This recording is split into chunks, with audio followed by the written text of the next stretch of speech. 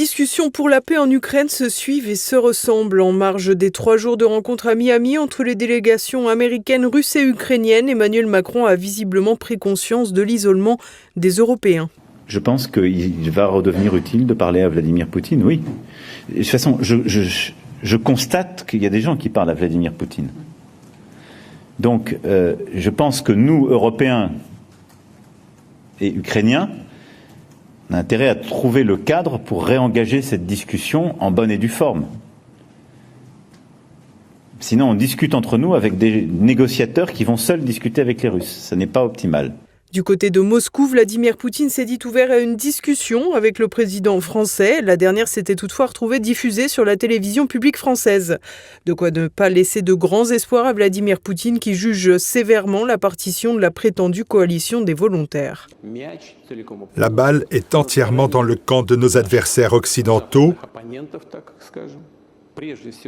les dirigeants du régime de Kiev et leurs sponsors européens en premier lieu. Nous sommes prêts, à la fois pour des négociations et à mettre fin au conflit par des moyens pacifiques. Une déclaration de bonne volonté, mais aussi un constat lucide sur les intentions d'une partie des Occidentaux. À noter que Vladimir Poutine a prononcé ces mots lors de sa traditionnelle conférence de presse. Cette année, elle aura duré 4h30. De quoi déchaîner les journalistes français pour dénoncer un numéro de propagande. Il n'en reste pas moins qu'un journaliste de LCI, chaîne ouvertement anti-russe, a pu s'exprimer lors de cet événement, alors même que la chaîne RT France a été déjà interdite depuis longtemps dans notre pays. De quoi illustrer l'hystérie autour de la guerre en Ukraine et l'incapacité de certains à traiter la question sous l'angle diplomatique.